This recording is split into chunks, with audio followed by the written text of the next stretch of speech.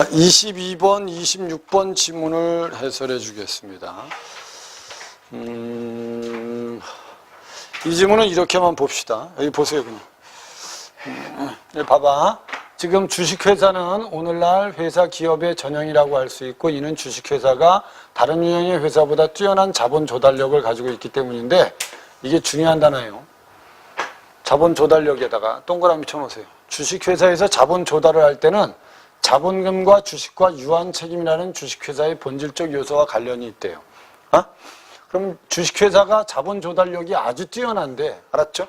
그 자본 조달력은 바로 이걸 통해서 자본을 조달한다는 거예요. 오케이? 야, 이걸 원래는, 봐봐. 이거를 빨리 읽고 전체 구조를 보면 이거야.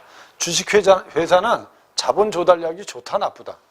좋다. 근데 주식회사는 자본 조달력은 좋은데, 남한테 피해를 줄 수도 있다, 없다?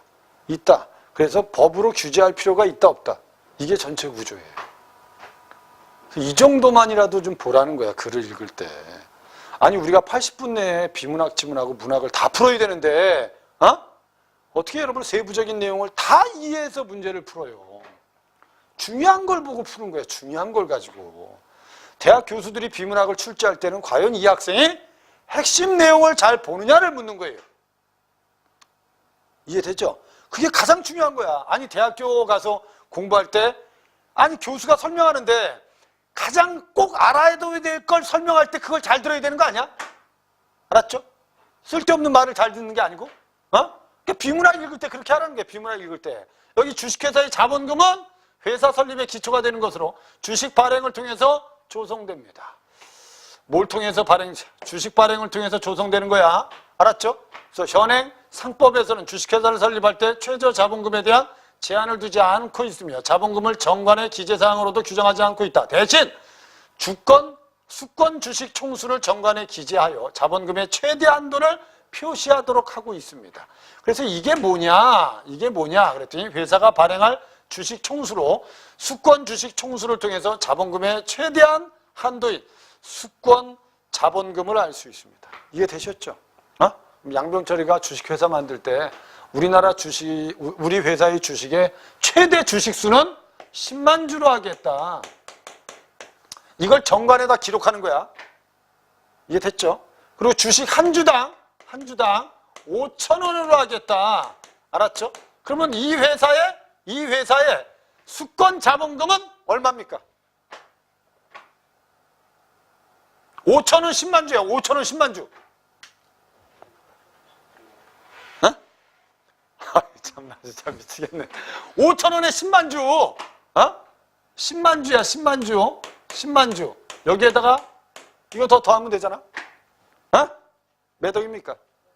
그죠? 5억이잖아, 5억. 이해되죠? 그럼 이 회사의 수권 자본금은 5억이 되는 거예요. 알았죠? 그 다음에 여기 수권 주식 총수는 몇 주가 되는 거예요? 10만 주가 되는 겁니다. 근데 주식회사를 설립할 때는 수권 주식 총수 중 일부의 주식만을 발행해도 됩니다. 이렇게 돼 있잖아. 알았죠? 그럼 얘는 수권 주식 총수는 10만 주지만, 알았죠? 우리는 그냥 5만 주만 발행하겠습니다. 그럼 실질적인 자본금은 얼마니? 2억 5천이죠. 됐죠? 2억 5천이 되는 거야. 이해됐죠? 이렇게 해서 회사를 설립할 수 있다, 없다?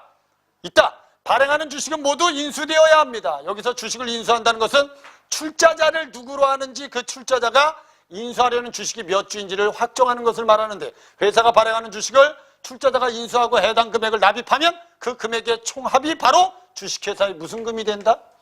자본금이 돼요.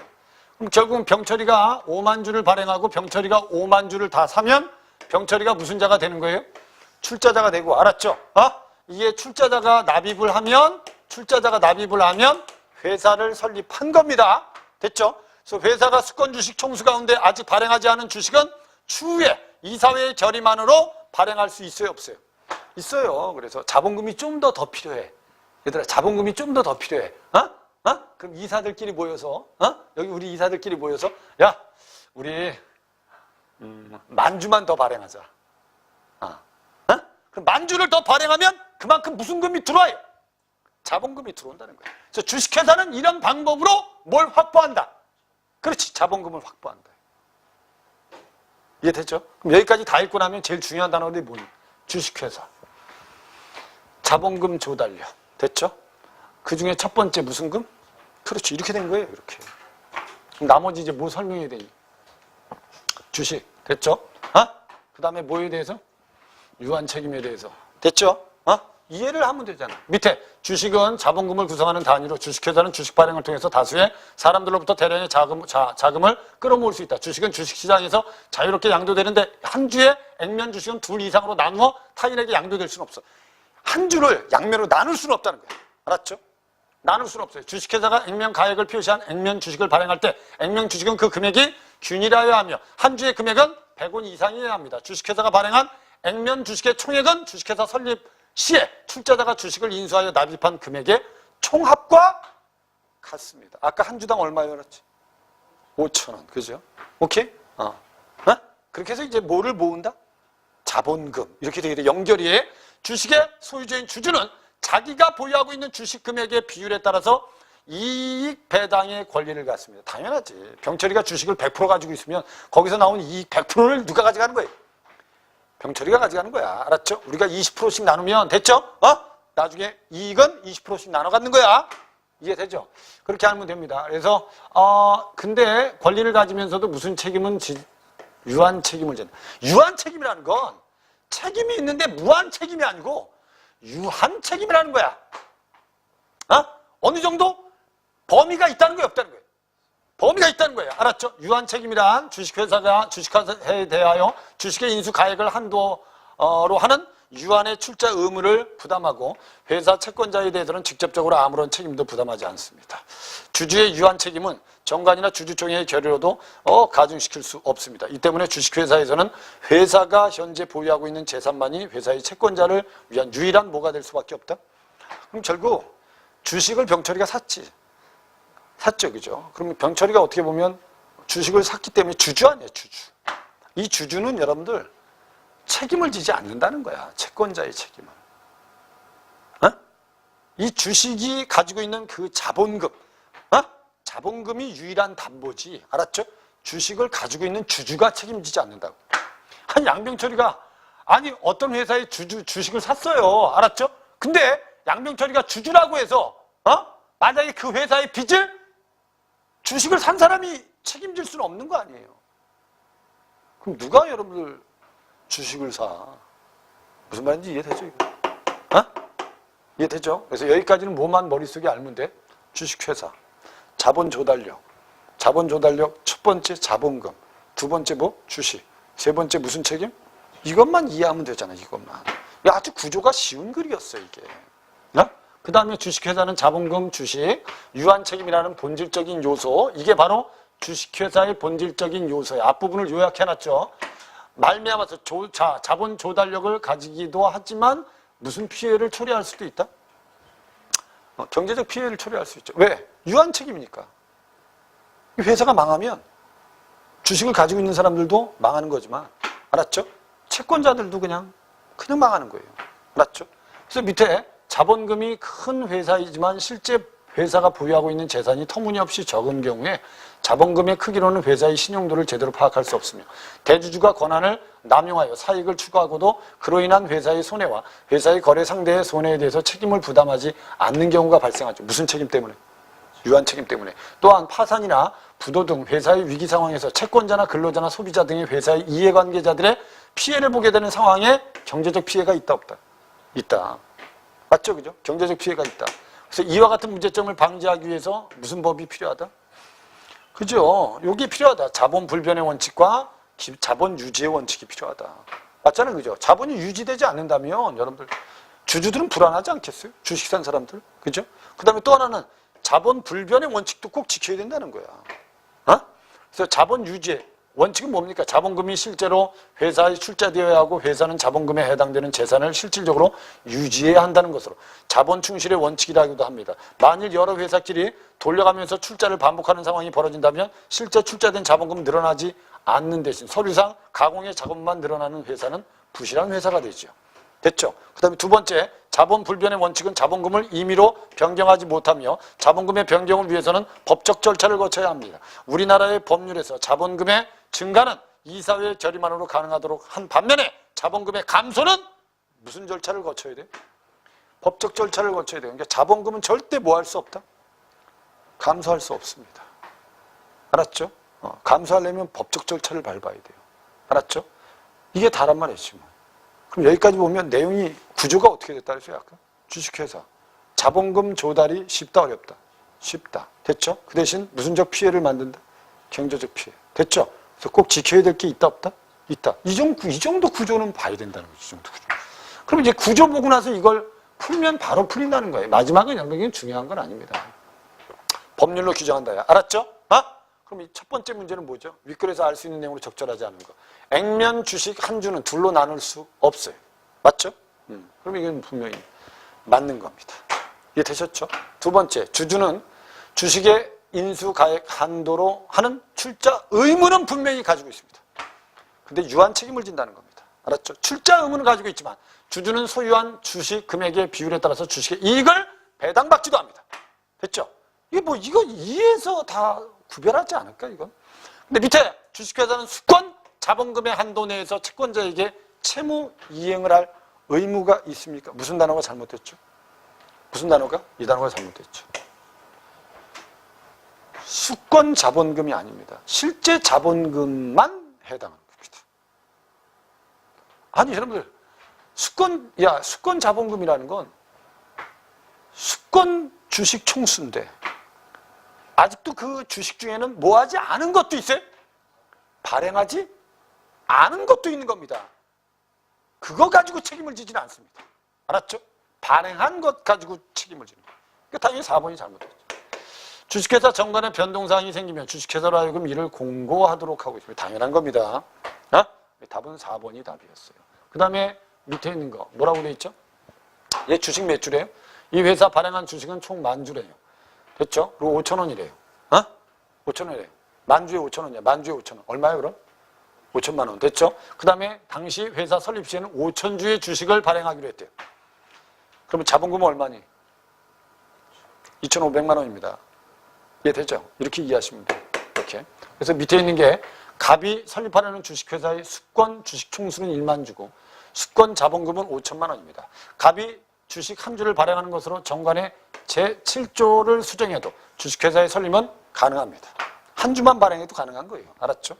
그 다음에 밑에 갑이 정관에 따라서 주식회사를 설립하려면 주식 만주에 대한 출자자를 확정해야 됩니다. 주식 만주에 대한 출자자를 확정하는 게 아니고 몇천 주만 하면 됩니다. 5,000주의 출자자만 있어도 회사 설립은 가능한 겁니다. 이게 답이 그래서 3번이 이렇게 됩니다. 이해된 거죠? 이해된 거죠? 이거는 별로 어려운 질문은 아닙니다. 됐죠? 그 다음에 뒤에 24번 문제. 이거 진짜 나쁜 회사입니다. 이 새끼. 진짜 나쁜 놈입니다. 이거. 알았죠? 주식회사가 가지고 있는 이게 피해입니다. 알았죠? 선생님하고 한번 봅시다. A 회사가 설립할 때 액면이 5,000원인데요. 5,000원. 5,000원인데 몇 주를 했어요? 100만 주예요. 알았죠? 100만 주. 오케이? 그러면 자본금이 얼마일까요? A 회사는 자본금이 얼마예요? 50억입니다. 50억. 이 중에 80%를 뭐 했대요? 길동이가 샀대요. 됐죠? 홍길동이가. 그럼 40억을 낸 거죠. 홍길동이가 낸 돈은 40억입니다. 됐죠? 이 40억을 가지고 뭐를 설립했어요? B회사를 설립합니다. 알았죠? B회사는 여러분 어떻게 되어 있죠? 주식 100%가 몇 억이래요? 25억을 이 회사가 산 겁니다. 이 주식회사가. 이게 되죠? 25억으로 100%의 주식을 산 겁니다. 그럼 이 회사가 이 회사 지배할 수 있냐 없냐? 있죠. 그리고 이 회사는 다시 뭐를? C회사를 결국 주식을 샀는데 주식이 몇 억이래요? 15억이래요. 알았죠? 이게 100%를 산 거예요. 그러면 얘가 얘 지배하고 얘가 얘를 또 지배하면 됩니다. 이게 과연 이제 주식회사의 문어발식 지배입니다. 이해됐죠? 그리고 얘가 다시 얘 주식의 몇 프로를 샀대요? 몇 프로 샀대요, 거기? 10억원어치 샀대요, 10억. 20%를 산 거죠, 그죠? 그럼 홍길동이가 이거 다 지배할 수 있냐 없냐? 40억 가지고 이거 다 지배하는 겁니다. 어? 오케이? 아니 이 회사가 이 회사 주식 다 샀지. 이 회사 다 샀지. 그죠? 얘가 여기에 10억 샀지. 그죠? 그럼 이거 다 홍길동일 거 아닙니까? 어? 그럼 40억 가지고 몇 개 회사 가지고 있는 거니? 3개 회사를 가지고 있는 겁니다. 이런 걸 뭐라고 하죠? 나쁜 놈. 됐죠? 간단한 겁니다. 이해됐습니까? 어? 그럼 여기서 이 실제 자본금은 얼마입니까? 40억. 근데 서류상의 자본금은 얼마예요? 90억입니다. 맞죠? 그럼 실제 자본금과 서류상의 자본금이 다르죠? 이때 부도가 나버리면 채권자들은 그냥 나갑니다. 자기 돈 못 받을 수 있는 겁니다. 빌려준 돈. 이해된 거죠? 무슨 말인지? 어? 병철이가 은행에서 빌렸어요. 됐죠? 어? 그리고 요 회사 만들어서 또 은행 대출 또 받아요. 요 회사 만들어 놓고 은행 대출 또 받아요. 어?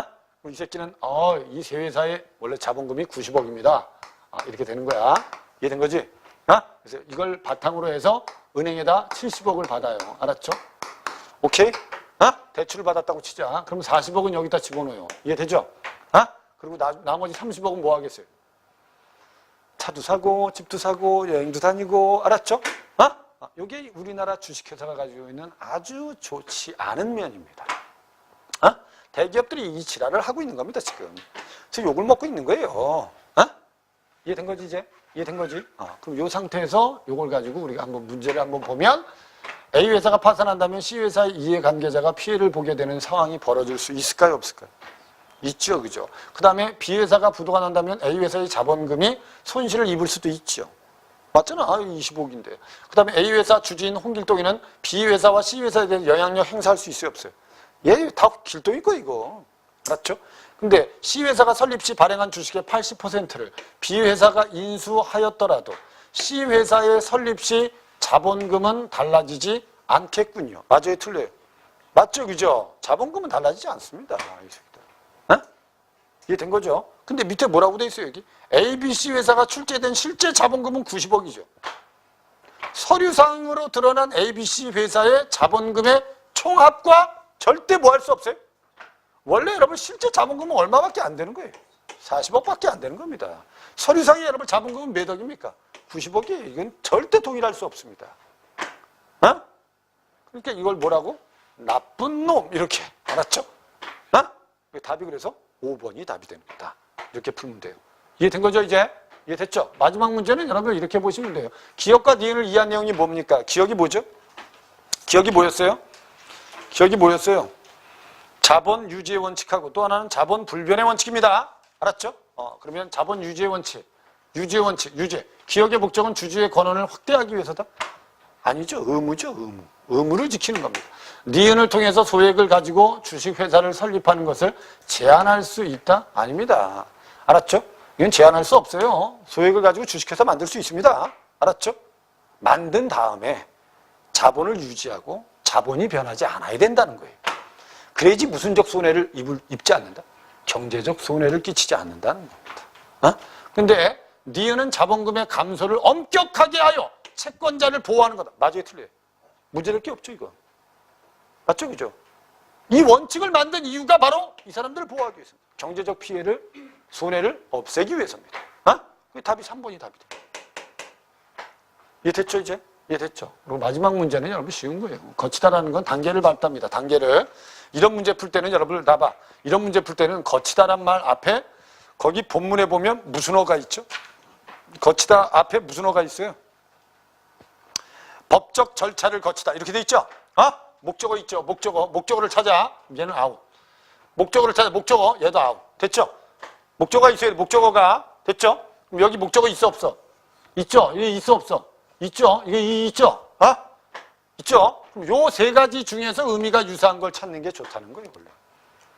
이해된 거죠? 근데 여기서 단계를 밟다, 단계를 밟다. 이게 뭐 여러분 어떻게 보면 우리는 일본을 거쳐 미국을 경유하다, 경유하다.